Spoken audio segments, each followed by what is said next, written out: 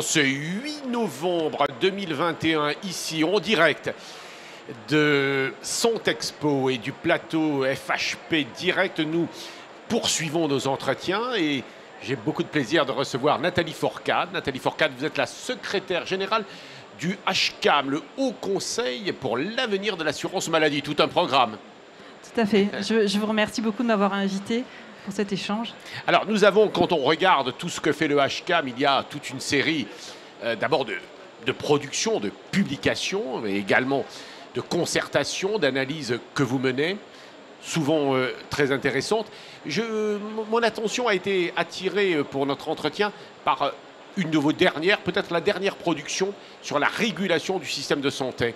Alors ça, c'est un très grand chantier, donc qui vous est en général commandé par le gouvernement, par le ministre de la Santé. Qu'est-ce qu'on pourrait peut-être retenir comme 2 ou 3 points centraux ici et maintenant? C'est-à-dire que on va rentrer dans le détail, mais vous évoquez des questions financières, des questions d'orientation. Vous essayez aussi à faire des stratégies politiques sur un des sujets centraux, celui de la régulation du système de santé. Oui, tout à fait. Donc le Haut Conseil a constaté des limites du système actuel de régulation des dépenses de santé, des limites qui sont connues de longue date, mais qui ont été encore plus mises en évidence par la crise, notamment une approche trop court-termiste et avec une perspective trop budgétaire. Alors c'est pas du tout unique, c'est pas du tout spécifique au système de santé. Le rapport de la commission Arthuis met en évidence les mêmes limites pour les autres champs de la dépense publique. Mais le HCAM a indiqué que dans le champ de la santé, ces limites posaient des problèmes pour les acteurs qui manquaient de visibilité et conduisaient également à sacrifier certains postes pourtant très importants, c'est-à-dire les dépenses, les postes qui coûtent à court terme, mais qui permettent de rapporter des bénéfices à long terme, comme la prévention, l'investissement, l'innovation. Donc le Haut Conseil a essayé de proposer un cadre de régulation plus favorable à la visibilité pour les acteurs et à la sanctuarisation de ces dépenses qu'on pourrait qualifier de dépenses d'avenir. Alors je sais que c'est évidemment à la fois un sujet permanent, presque un serpent de mer, la régulation du système de santé. Pour autant, le dernier rapport date de quand? Sur quelle période? On l'a publié juste avant l'été. D'accord. Et vous avez travaillé depuis? On a travaillé, c'est un sujet sur lequel le Haut Conseil travaille depuis longtemps, mais on a reçu une lettre. On avait fait un premier pré-rapport un an auparavant, et suite au Ségur de la Santé, on a reçu une lettre de mission du ministre de la Santé pour approfondir ces réflexions. Et alors, comment on mène des réflexions? C'est vraiment une question peut-être presque de béotien. Comment on mène des réflexions de ce type alors que c'est la révolution? Enfin, la révolution, je parle du Covid, pas, oui, pas d'une autre révolution pour l'instant, mais... vous voulez dire concrètement dans le travail au quotidien? Non, pas le travail au quotidien, non, mais en réalité, tout est, non pas par terre, mais enfin, on voit bien que tous les montages, ce que l'on avait pu imaginer avant la crise, finalement, avec la crise, beaucoup de choses disparaissent, enfin, comme enjeu. Et d'autres enjeux apparaissent. Oui, il y a eu des mesures exceptionnelles qui ont dû être mises en place pour lutter contre la Covid. Mais la Covid aussi a mis en évidence des difficultés plus structurelles qui étaient déjà connues et que le HCAM, entre autres, avait déjà identifiées. Et donc nos propositions nous semblent d'autant plus pertinentes dans le contexte de la crise. On va essayer d'aller dans le détail, dans le temps qui nous est imparti. J'invite de toute façon celles et ceux que ça intéresse à regarder, à lire ce rapport assez intéressant pour les spécialistes. Mais alors, comment mieux équilibrer les comptes? C'est quand même une question centrale, presque permanente. Vous donnez des recettes? Donc, le point de départ, c'est de dire qu'on manque aujourd'hui d'un lien entre le niveau de dépenses qu'on décide d'allouer au système de santé et les objectifs de santé et d'organisation des soins. Et tant qu'on n'arrive pas à établir une trajectoire qui relie ces 3 dimensions, on limite nos chances à la fois d'atteindre les objectifs qu'on s'est fixés pour le système de santé et de tenir la contrainte budgétaire qu'on s'est fixée. Parce qu'on n'a pas, il faut, pour tenir tous ces objectifs, il faut une trajectoire qui soit partagée par l'ensemble des acteurs du système de santé et qui leur donne de la visibilité et qui leur donne, qui soit annoncée suffisamment longtemps à l'avance. Certes, on doit partager, mais enfin, quand il faut prendre des décisions, notamment économiques, parfois il n'y a pas de partage. Enfin, c'est une question que je pose à la responsable que vous êtes. De temps en temps, il faut décider. Il faut décider, bien sûr, mais on considère que les décisions doivent être plus éclairées qu'elles ne le sont aujourd'hui. Et en particulier, on pointe le fait qu'il nous manque aujourd'hui beaucoup d'éléments de connaissances pour prendre des décisions plus éclairées. On manque de connaissances sur les déterminants du système des dépenses de santé. On manque de connaissances sur le lien entre le niveau de dépenses qu'on fixe au niveau macroéconomique et les répercussions que ça a pour les acteurs au niveau plus microéconomique. Et on ne fait pas assez on ne fait pas assez de veille sur les innovations à venir dans le système de santé, que ce soit dans le domaine des produits de santé, des innovations organisationnelles ou même des changements de comportement, des changements de préférence de la population. Vous dites qu'on ne le fait pas assez, mais qui le fait aujourd'hui? C'est les services du ministère, du gouvernement, les parlementaires, des organismes comme les vôtres? Oui, la production de connaissances est assez disséminée dans le système de santé entre les agences, les services du ministère, les centres de recherche. Mais les moyens globaux consacrés à cette production de connaissances sont insuffisants. Et ces moyens devraient aussi être mieux coordonnés pour identifier collectivement les secteurs à investir et s'assurer que certains efforts ne sont pas dupliqués inutilement. Et pourquoi ça ne se fait pas, ça? Parce que ça me paraît assez logique que les décideurs aient tous les outils d'analyse. Pourquoi ça ne se fait pas? Parce que je pense que ça fait partie des postes de dépenses dont le rendement n'est pas immédiat et qu'on a tendance à sacrifier parce qu'il faut du temps pour produire de la connaissance, il faut du temps pour produire des évaluations, des travaux de recherche. Parce qu'on a quand même l'impression, ça n'était pas prévu, hein, je vous interroge sur ce sujet parce qu'il m'intéresse, j'allais dire, comme journaliste, évidemment. On a quand même, nous, l'impression qu'on a une multitude de sources d'informations. Mais évidemment, moi, je les regarde en observateur, peut-être pas en acteur, c'est peut-être ce qui manque. Oui, on a déjà des informations et on a beaucoup progressé sur ce plan-là, mais on est encore incapable d'analyser plus précisément l'impact des évolutions démographiques et épidémiologiques sur la tendance des dépenses de santé. On sait mal anticiper les innovations à venir. Il y a beaucoup de choses qui nous manquent. D'accord. OK. Vous avez écrit qu'il fallait prévoir des trajectoires. C'est écrit dans le rapport, et notamment avec des trajectoires pluriannuelles. Ça, c'est une idée qui court dans le milieu qui est le nôtre. Ce qui veut dire qu'en fait, il faudrait probablement moins suivre les dépenses annuellement, mais sur plusieurs années, voire 5 ans. Vous me direz, ça tombe bien, il va y avoir des élections présidentielles. Oui, tout à fait. C'est un sujet pour le prochain quinquennat, effectivement. Alors, ce n'est pas un sujet facile. Hein. Quelle est la méthode pour élaborer une telle trajectoire, pour donner de la visibilité et des indications sans tomber dans une planification qui soit trop rigide, pour arriver à concerter avec tous les acteurs de la démocratie politique, sociale et sanitaire cette trajectoire? Quelles sont les décisions qui doivent être prises au niveau national, au niveau régional, au niveau plus local? Donc c'est un sujet qui est très complexe. On a confié à l'OCDE une étude pour voir si on avait des exemples internationaux dont on pouvait s'inspirer. Malheureusement, on trouve plus de questions communes que de solutions. Donc c'est un sujet sur lequel les membres du HCAM ont décidé de continuer à travailler pour faire des propositions pour le prochain quinquennat. Vous voulez dire que nos voisins allemands, anglais, italiens, etc. n'ont pas finalement plus de recettes que nous? Non, et ils se posent les mêmes questions.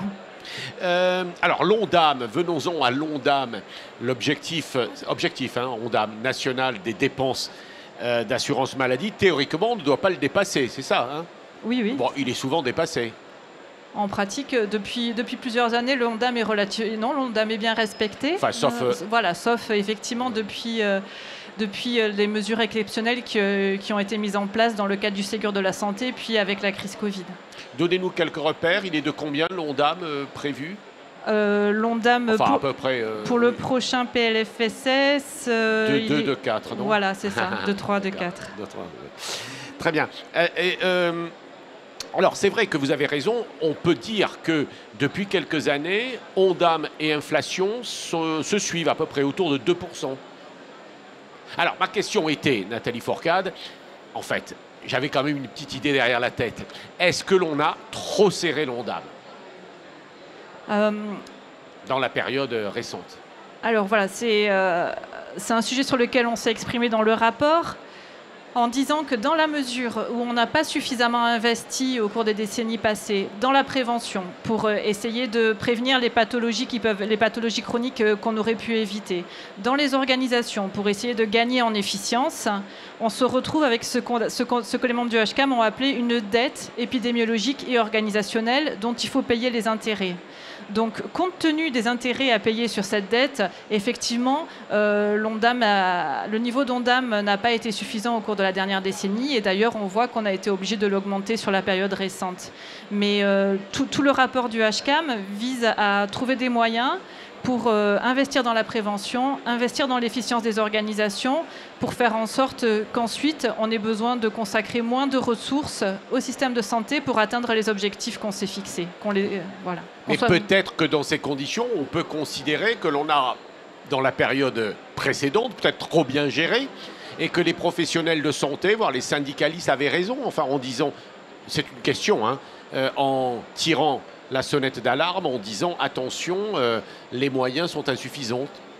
Oui, encore une fois, compte tenu du fait qu'on aurait pu prévenir des pathologies et qu'on aurait pu avoir des organisations plus efficientes, les moyens ont été insuffisants. Mais voilà, l'enjeu, c'est d'arriver à investir aujourd'hui pour avoir un système de santé plus efficient et pour qu'on puisse soigner mieux. Avec des moyens identiques ou plus faibles. Alors, il y a un terme que vous employez dans le rapport, je crois, le desserrement. Ça veut dire quoi? Qu'il faut un petit peu ouvrir, donner un peu d'oxygène, desserrer la contrainte? Oui, un des sujets, c'est que justement, à court terme, on n'a pas de solution miracle, puisque si on veut investir pour réduire les dépenses dans le futur, il faut malgré tout continuer à payer pour faire vivre le système actuel.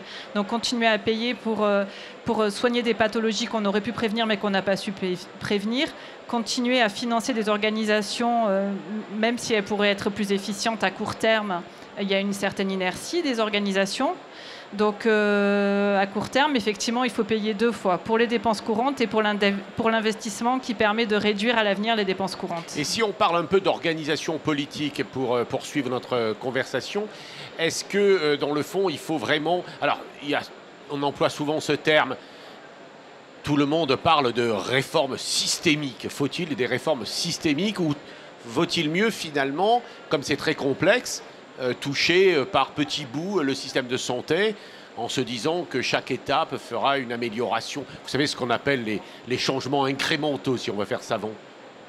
Les membres du HCAM sont plutôt pour des stratégies de rupture et c'était déjà prononcé en 2018 pour une transformation, pour une rupture dans l'organisation du système de santé, parce qu'en fait tout est lié, tout se tient. Donc faire des changements incrémentaux nous semble beaucoup moins efficace que se doter d'une trajectoire ambitieuse, mais évidemment en se donnant le temps de l'atteindre. C'est pour ça qu'il faut se projeter à 5 ans, à 10 ans, à 15 ans, et une fois cette trajectoire fixée, effectivement à court terme, faire les changements incrémentaux, mais qui s'inscrivent dans le cadre de cette trajectoire et qui soient cohérents avec elle. Le débat AMO-AMC, c'est-à-dire pour celles et ceux qui suivent un tout petit peu moins que nous cette affaire, disons, grande sécu complémentaire, est-ce que ça, c'est un débat de rupture? Vous y avez réfléchi? On a réfléchi, on a d'ailleurs publié un document de travail sur ce sujet en janvier et les membres du HCAM se sont engagés à cette occasion à instruire ont constaté les limites du système actuel de la répartition des rôles entre assurance maladie obligatoire et complémentaire et à instruire 4 scénarios, sans trancher entre ces 4 scénarios qui sont des améliorations dans le cadre de l'architecture actuelle, une extension du champ d'intervention de la sécurité sociale, une généralisation de l'obligation d'adhésion à une complémentaire santé et enfin, un 4e scénario, un décroisement des champs d'intervention de l'assurance maladie obligatoire et complémentaire. Et à ces 4 scénarios s'ajoutent des propositions transversales de développement de la couverture prévoyance qui nous semblent impératives, quelles que soient les options retenues en matière d'articulation AMO-AMC. Et vous nous dites ce que vous préférez, enfin ce que le HCAM préfère? Alors le HCAM ne préfère rien. Ça, c'est très clair depuis le départ. Donc, on essaye d'instruire aussi rigoureusement que possible chacun des 4 scénarios, qui chacun a sa logique. Mais le HCAM ne tranchera pas entre ces 4 scénarios. Qu'est-ce que c'est un observatoire de la santé de proximité? Ce sera ma dernière ou avant-dernière question. Donc le HCAM a recommandé le développement d'un observatoire de la santé de proximité dans lequel des professionnels de santé de ville enregistrerait les diagnostics des patients. Donc, parce qu'aujourd'hui, dans les données dont on dispose de l'assurance maladie, on a toutes les informations sur les consultations, mais on ne connaît pas les motifs de consultation, on ne connaît pas les diagnostics. Donc, c'est un observatoire qui permettrait de faire des travaux épidémiologiques et d'analyse médico-économique sur les soins de ville. Par exemple, au début de la crise Covid, on aurait pu avoir, grâce à un tel observatoire, le nombre de consultations en médecine générale pour des cas de Covid. Et si le nombre de médecins participant à l'observatoire était suffisamment élevé, on aurait pu avoir ça à un niveau géographique très fin, qui aurait été très utile au début quand on avait moins d'outils pour piloter les professionnels de santé, les établissements, les fédérations jouent le jeu pour vous donner leurs outils, les vous transmettre pour les analyses? Oui, oui, tout à fait. Il y a des remontées d'informations qui fonctionnent très bien de la part des établissements de santé, et donc on voudrait organiser le pendant pour la médecine de ville. Qu'est-ce que vous... Alors là, les deux dernières questions. Le 100% santé, ça a été une réforme importante selon vous? Oui, oui, ça a été une réforme importante et on voit qu'elle rencontre son public, que les patients recourent aux soins du 100% santé. Je voudrais avoir un petit mot là pour la fin sur la loi 4D. 4D, c'est différenciation, décentralisation, déconcentration, décomplexification. C'est très techno tout ça, mais c'est une réforme qui peut transformer l'organisation du système de santé ou pas? Elle n'est pas suffisante? Oui, oui, on est... alors ça, c'est... La question du rôle de chaque échelon géographique, c'est un sujet que le HCAM aurait voulu approfondir mais n'a pas eu le temps, et donc a prévu de le faire aussi dans les prochains mois, effectivement, en prônant un double mouvement de décentralisation et de déconcentration, mais il reste à instruire plus précisément les bonnes recommandations. Eh bien, j'espère qu'on se reverra pour réexaminer tous ces dossiers qui sont si complexes que l'on peut effectivement se revoir et en rediscuter. Avec plaisir. Merci Nathalie Forcade. Merci beaucoup. Merci.